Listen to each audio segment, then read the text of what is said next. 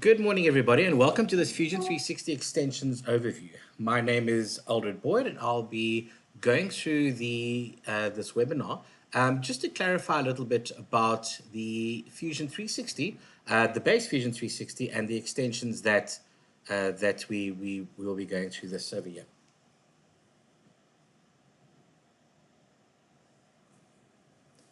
So, first of all, just take a look at the agenda. So with the agenda, I'm just going to do a quick introduction of what Fusion 360 is. And with that, we're going to take a look at the rest of the extensions that we've got. So we've got the machining extension, nesting and fabrication, simulation, generative design, signal integrity, product design, additive build, manage, and then we're going to do a little bit of a conclusion. So what is Fusion 360? So Fusion 360 is a CAD CAM CAE package developed by Autodesk, and it's got quite a few things that you'd use from day-to-day designing.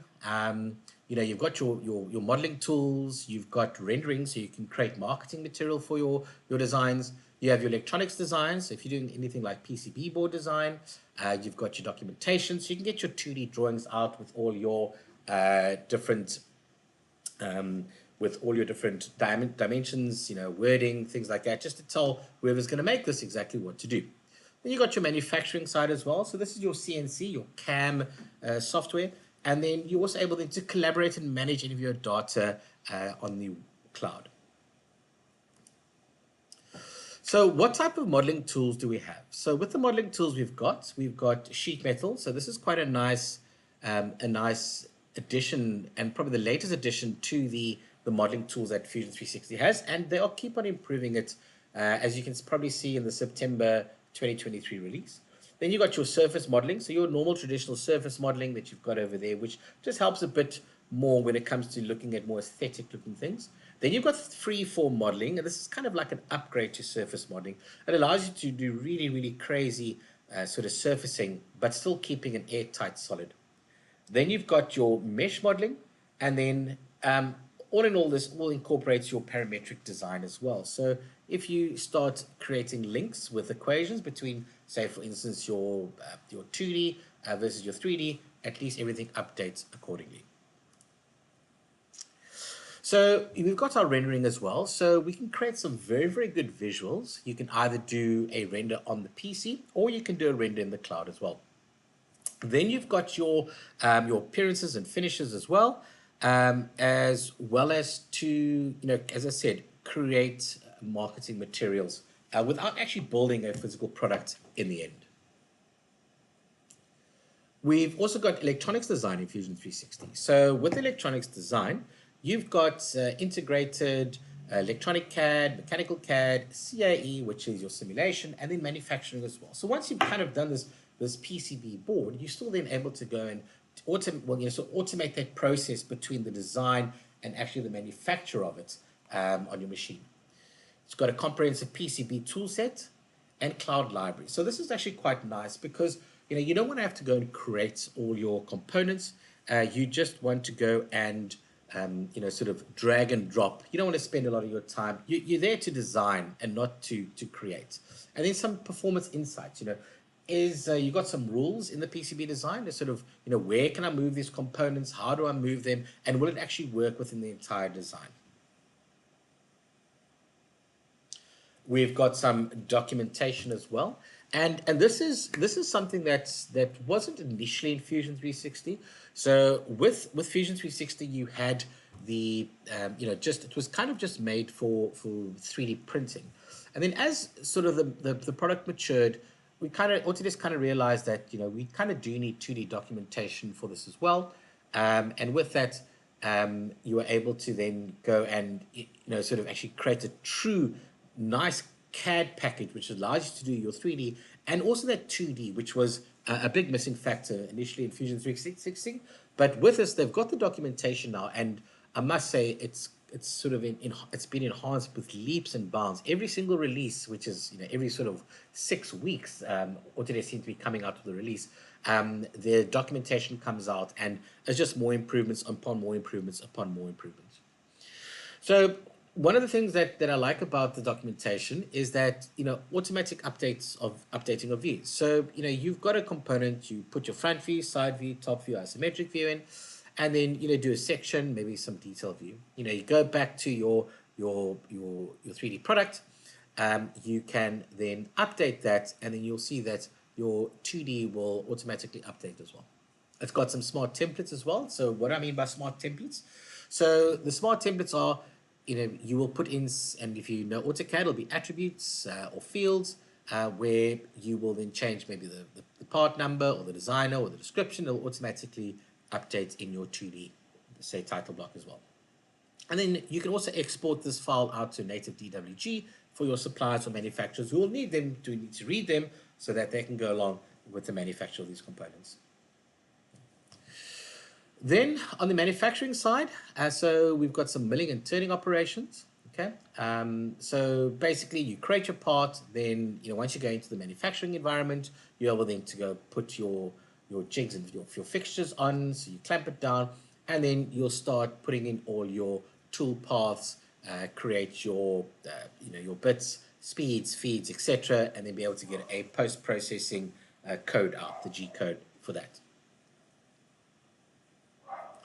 And then finally, just to kind of round it all off, it has got an integrated data management and collaboration tool. And what this allows you to do is it works inside Fusion 360, so inside the Fusion 360 package, and then as well as on the internet as well. So you're able then to access your design anywhere.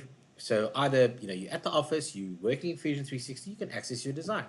But then, maybe, you want someone else who's not part of the design team. They don't have CAD, and they need to take a look at the design as well. You'll send them a link, and then they'll be able to go and open up their Internet Explorer or their browser, and then go and see the model that you've sent them through the link that you've sent them.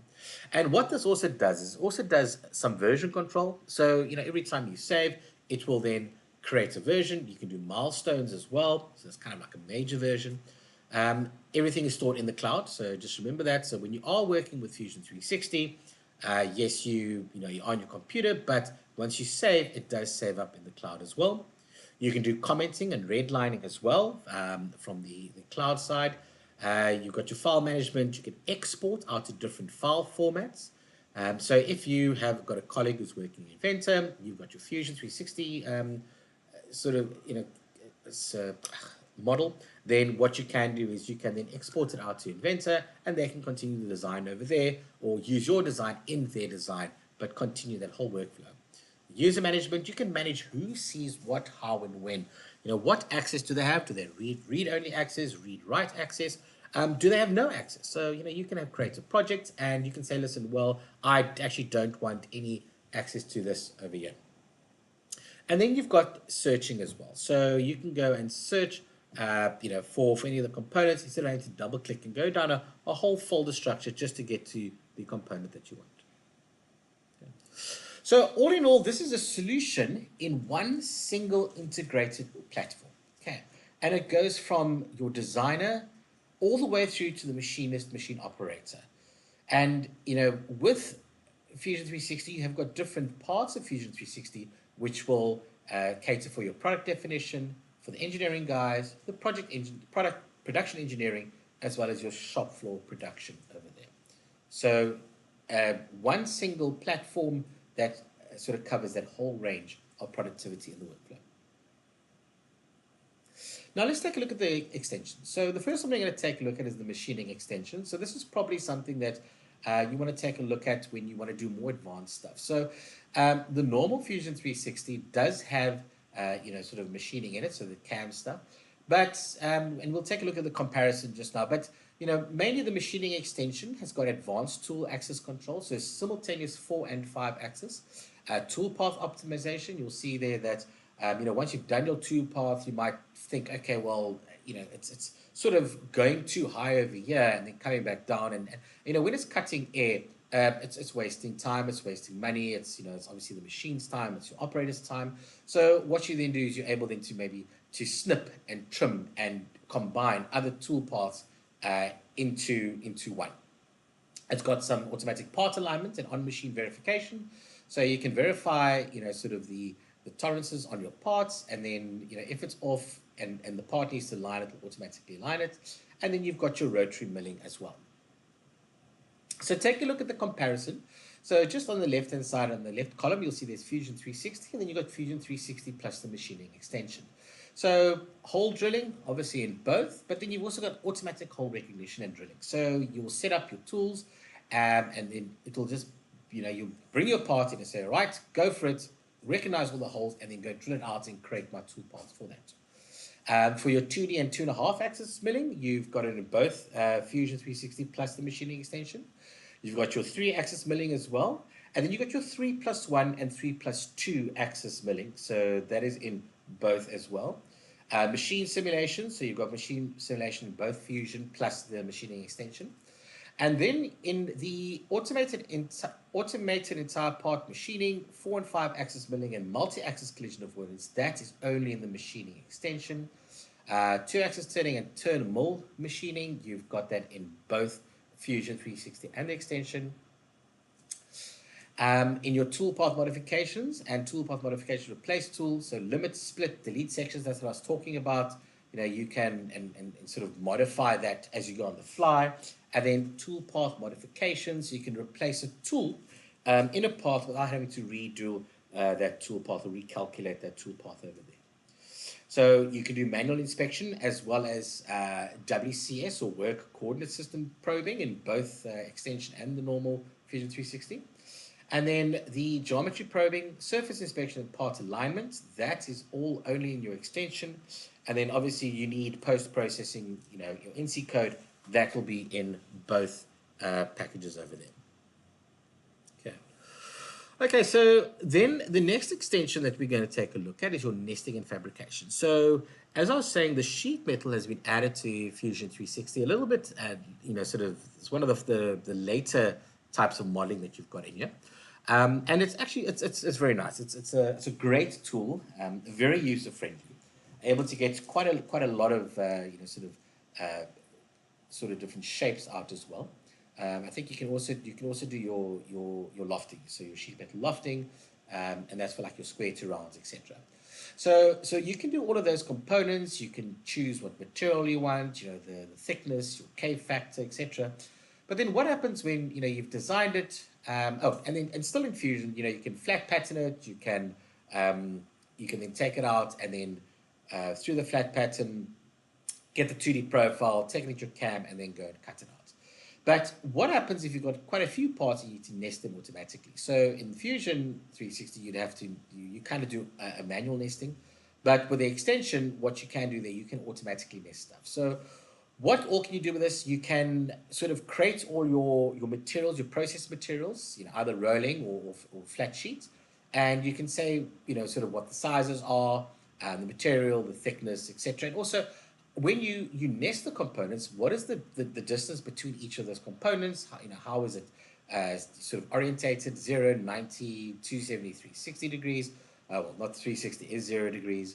And then, once that's done, at least then you've got sort of a template to work from, so that when you do have your sheet metal and it comes out, you're then able to automatically go and nest it. So with that nesting, you will have your assembly, and you'll say, right, let's go to the nesting environment.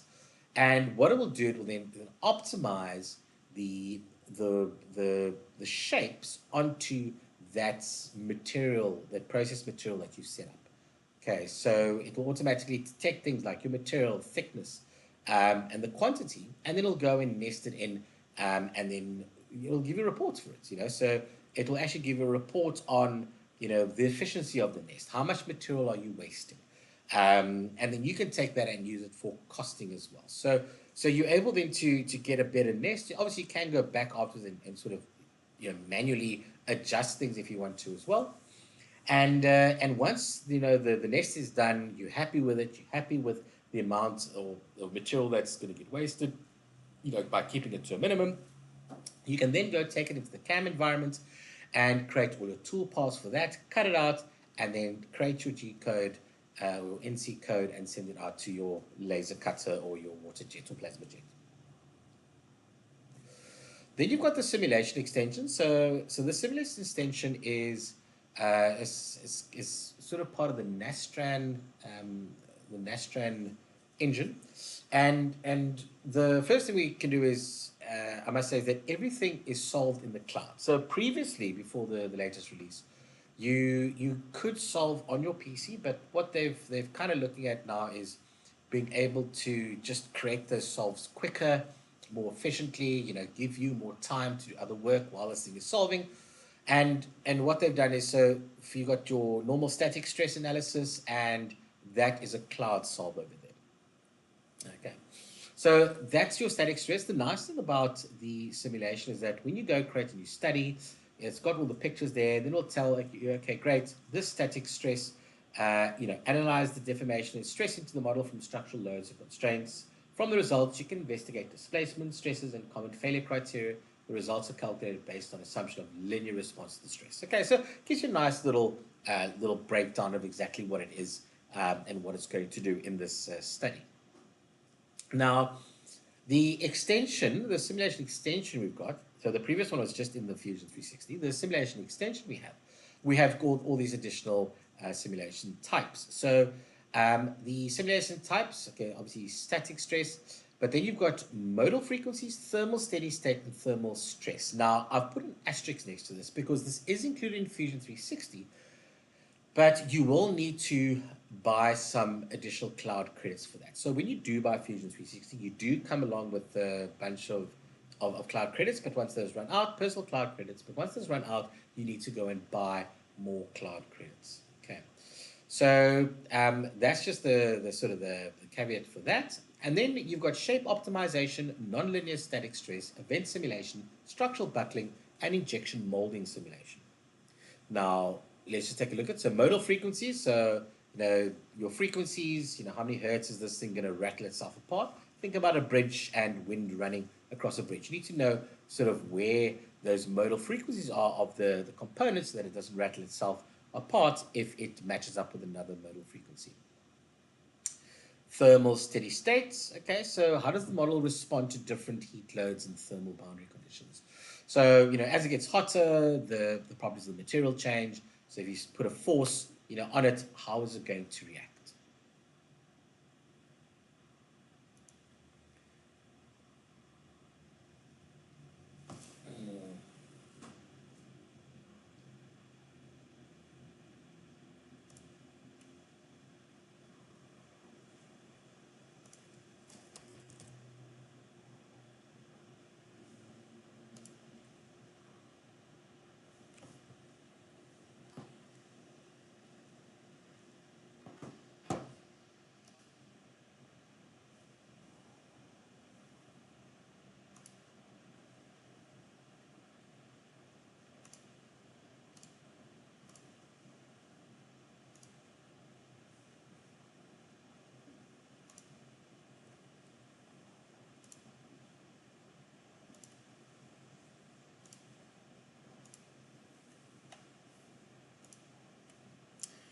Okay, so with the thermal steady state, so the next one we've got is thermal stress. So with thermal stress, you determine the temperatures and stress distributions on the model, resulting from both thermal and structural loads. So once you've heated something up, then you'll see how how the stress reacts with the other components that are in there, including the loads as well. Then you've got shape optimization. So this is kind of where AI starts to play, as well as the shape generator or the shape generator um, technology inside or that Autodesk has created. And you'll kind of give it boundary conditions. So you'll say, okay, right, maybe I want a bicycle frame. This is where the seat goes. This is where the wheels go. This is where the handlebar goes. Now, and there's maybe a force of the seat. Now, create me a bicycle frame that connects all those points, plus is able to take that load that's sitting on the seat. And then it'll go, shape optimization is where you've already got the shape and you want to take away sort of maybe some material. You need it to be lighter because you want to kind of lower the costs. And then you'll put all your conditions on it. So maybe the shape has to stay the same in this part, this part, and this part. It's got to be symmetric around this plane. And then you put some forces and some constraints on it, and then you'll run the simulation, and then it will go and take out sort of material where it can to be able to satisfy the conditions you've put on that shape over there. Then you've got nonlinear static stress. So this would probably be my follow-up sort of analysis after I've done a static stress. So it's in very, very small conditions you'd run a static stress, but a lot of the conditions of a lot of the real world conditions we would have to run a nonlinear static just to know exactly how something would react. And it's also mainly with plastics and things that would bounce back, so elasticity over there. Then you've got dynamic event simulation. So this is quite a nice one. And this is, I would definitely say you cannot run this on your local PC. So this is, how many crashes can this helmet take? And you've got to kind of, see when this thing is actually going to fail. And that is something that you can only probably do cloud computation on, as it is quite, quite a tedious study. Then you've got structural buckling. So you can take a look at something that's very, very thin and long, and then how it's going to probably buckle before it breaks. So you need to find out exactly where it's going to buckle over there. And then injection molding. So a lot of the the stuff that we do, plastic injection molding. But now when you start filling the mold, how you want to know that if the material cools down rapidly, it might not get to the finish, or it might start to, sort of warp, as it goes through. This hot material coming behind it, starts cooling down too quickly, it pushes it, it warps, it doesn't look nice. A lot of thing about, sort of plastics and on the consumer market is that, it's got to look pretty. So, you don't want to kind of have this ugly mark there, or if the ugly mark is going to be there, let it be at the bottom, say, of a bottle, so that the client doesn't see it, because when they look at it, they look at the aesthetics of it and say, okay, look, that's, it's just the human mind, that's pretty, and I want to buy it, and then I'll sort of get it like that. So, but this will tell you kind of how something is filled out, where it's going to cool rapidly. Maybe you need to put some more material injection points so that you can fill up the entire area without having any unnecessary marks on the part. Yeah. Then you've got the generative design extension. So this over here is, so I got a bit confused with the shape optimization and this one over here. So the generative design is where the program will actually come up with thousands of different designs for you. So you'll come in, you'll say, okay, right, this is where it's going to be held, this is where a force is going to be, this is where, and I need this space to be filled out, and this is the material, and this is the manufacturing process I've got. And then it will start, creating a whole lot of different components. So, with it, it'll create thousands and thousands, and you'll kind of pick and choose what you want, and the way that it filters out the pick and choose what you want is like through manufacturing process, manufacturability, cost, you name it, so it kind of will pinpoint sort of in the area you kind of want to play with. And then what you'll do is you'll take that design and then you'll kind of reverse engineer it, if you are going to be using more traditional manufacturing methods, so your milling, your turning, or if you are going to 3D print it, you can just take that whole design, maybe modify it a bit. Maybe you can have a bracket over here, or the footing over here. You're gonna maybe nail something to the bottom, and then you can take that and then go 3D print it, and then go and machine off the pieces that you want to make flat, etc. So this works on AI as well, and it's a very, very quick and fantastic way to make a lot of different designs which you might never have thought. I mean, these are very aesthetic looking stuff. Think about Aliens movie, it's like that kind of stuff, but it will still be strong enough to hold what hold the forces that you're applying to that design. Then you've got your PCB design. Okay, so this PCB design over here is so this is not part of the extensions. This is something that comes within Fusion 360. And with that, you can do your schematic designs, your PCB layouts and routing, PCB integration. You can do SPICE simulation, so simulation program with integrated circuit emphasis, and then also CFD. So, you can create a study on it's going to generate so much heat, and how is it going to, will it be able to cool down, without overheating and sort of shutting down. Now, on top of that, with the extension you've got the signal integrity extension. This is powered by ANSYS. So Autodesk has come in with ANSYS and brought a collaboration project together within Fusion 360. And with this, you can have PCB impedance matching, so you can manage and control the impedance for critical signals throughout your board. So you'll know that there aren't going to be any signal sort of interferences, and you'll keep on designing your board and moving, this circuit here, this circuit here, and you're going to make sure that the two frequencies that's running through it aren't going to clash together. Okay. Signal integrity insights, analyze your design signals to inspect parameters that characterize high-speed designs, such as signal delays, trace length, impedance, and coupling. You can have signal simple configuration. So, you can input parameters of configuration, and then, for quick on-demand analysis.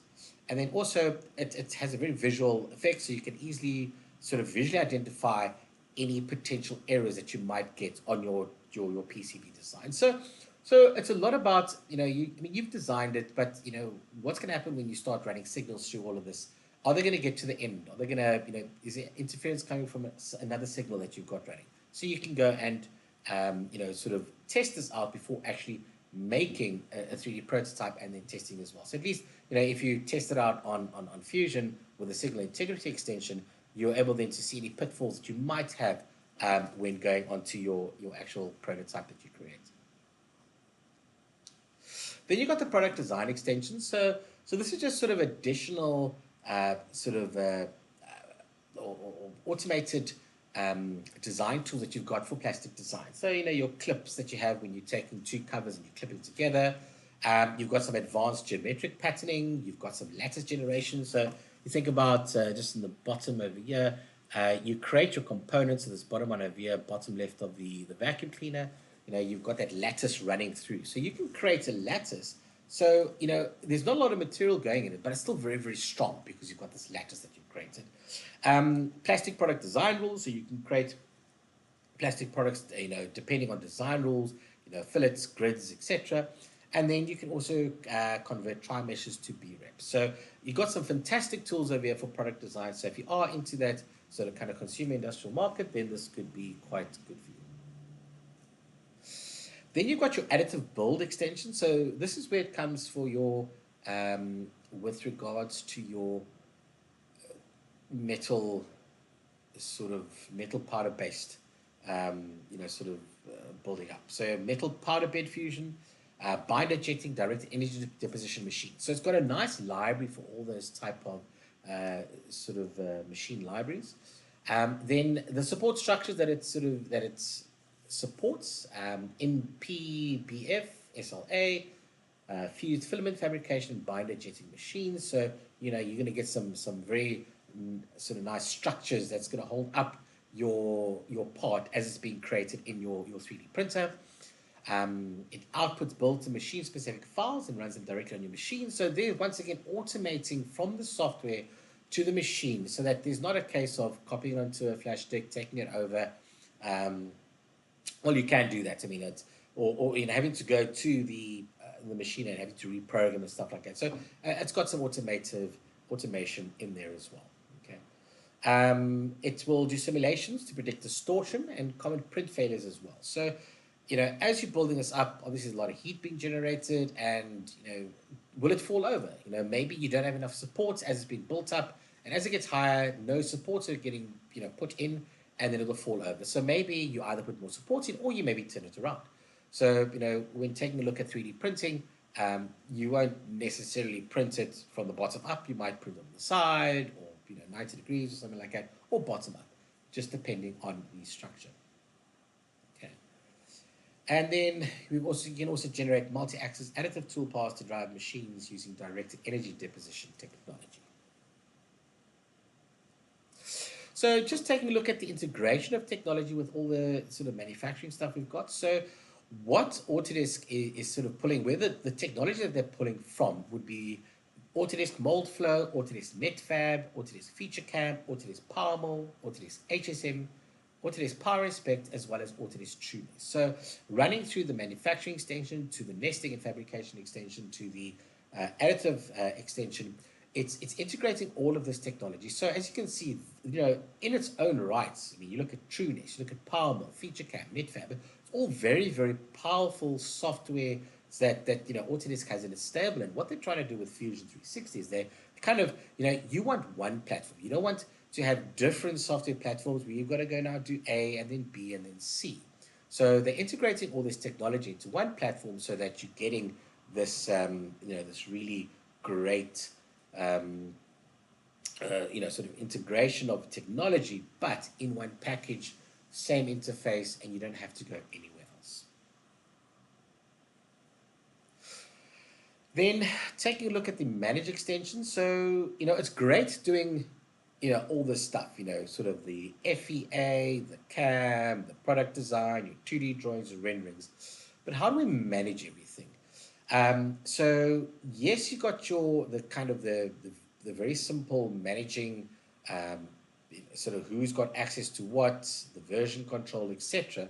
But how do we go one step beyond? So we've got the Fusion Manage extension, and what this does for us, it now starts to have sort of release process management. So when I've got a part and I need to change it, what do I do? How do I track it?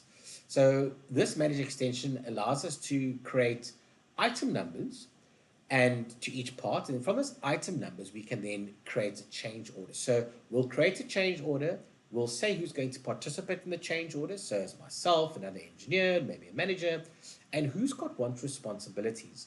So you'll start off, open up the change order, and then submit it to work. So then the engineer will get an email and it will say, okay, right, please can you go and change this material from stainless steel to aluminium.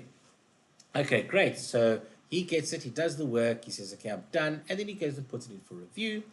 Whoever needs to review it, he will then get he or she will then get an email, they'll go and review it, and then if they're happy with it, they can just push it to approved, or if they're not happy with it, they can push it back to work, open and then work, and then it goes through the whole process until everyone's happy with it.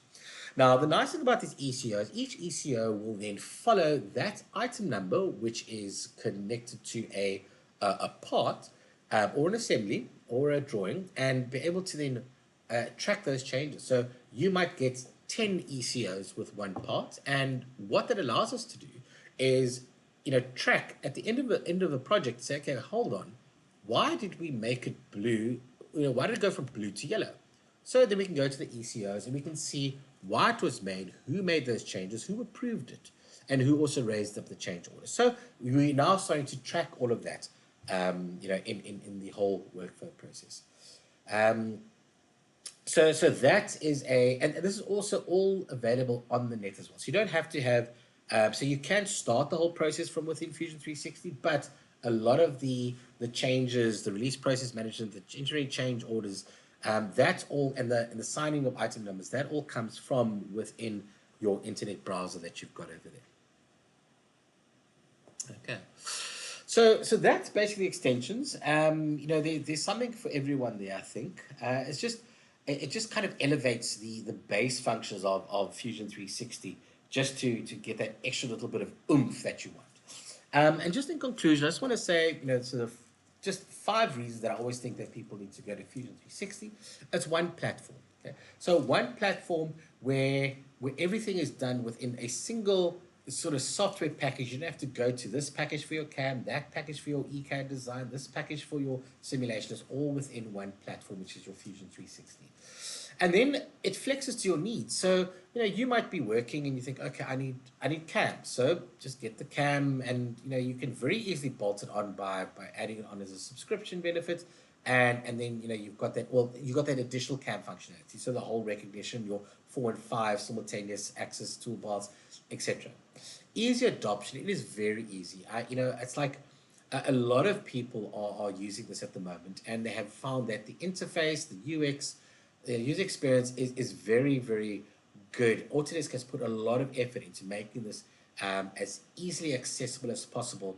My biggest thing with any new software is that if you're working on something, you go into something new, it's difficult because Not because the software is difficult, because you might have been working in other 3D packages, but and a feature is a feature. Extrude is an extrude, a line is a line, a circle is a circle, but it's where everything is placed. And one of the things that Autodesk has done with this whole thing is that you're coming from AutoCAD, you're coming from Inventor, you're coming from Revit if you wanted to go to Fusion, it all looks the same. The user interface is all the same, so you'll be able to very quickly get into the software and adopt it very easily. Then it's got a vibrant community. So Autodesk is great in this respect. Autodesk has got these, sort of the websites where the community sort of participates. You can put a question up, and someone will have an answer. They've got guys monitoring the discussion groups, etc. And it just really is a great community, because let's face it, you have a problem, someone else probably had that problem as well, and you'll find an answer there. And then transparent development. Now, the development for Fusion 360, it is very, it's very, very quick. So they are developing this at a rapid rate. And with the transparency portion of it, they tell us there's a roadmap. You go to the internet, you go type in Fusion 360 roadmap, there's the roadmap. Obviously, there are disclaimers that say that, look, this is the roadmap, but if you don't find in the next release, please note that it's not hard and fast. But generally, everything they've got on that roadmap, they actually are putting out.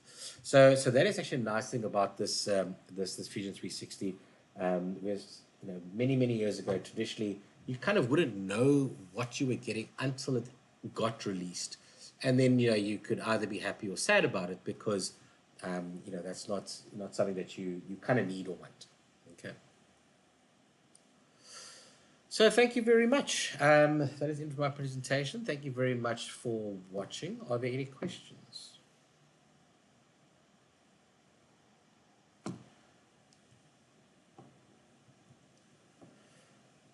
If there aren't any questions, thank you very much, and have a great rest of your day.